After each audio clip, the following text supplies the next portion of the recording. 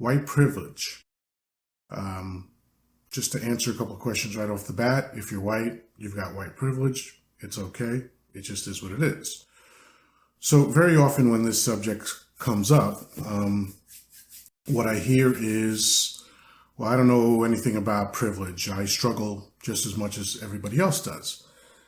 And that's kind of an economically based reaction to the idea. However, white privilege has nothing to do with guaranteeing that you make money.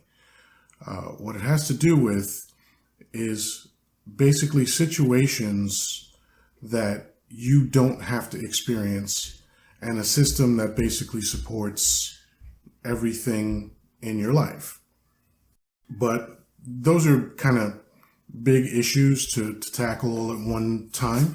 So what I want to do is give you an example of what it is to have white privilege. We've all been pulled over by the police for making mistakes on the road, driving too fast, not putting a signal on, whatever it is, right? And here's what I know from asking white folks.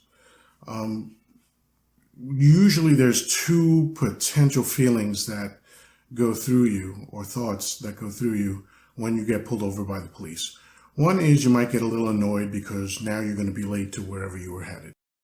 The other is maybe you get a little nervous because you're like, oh, I might get a ticket. I don't want to get a ticket. I can't get one more ticket, whatever it is. But what doesn't go through your mind ever is this might be the last few moments of my life. And I'm not exaggerating. And you know I'm not exaggerating because you've seen it. You've seen it rampantly happening lately, where a person of color gets pulled over for minor issues, or even for calling 911 to help them in a situation that they're in, and they wind up getting shot to death. And unarmed and all that other stuff doesn't matter, right? So the fact that I have to think about that when I get pulled over by the police and a white person doesn't is an example of white privilege. I have to develop a routine that I go through when I get pulled over, meaning keep my hands where officers can see them, make sure I don't do anything crazy, make any sudden movements, whatever the case may be. And on top of that, which I absolutely despise, I have to teach my son that stuff as well.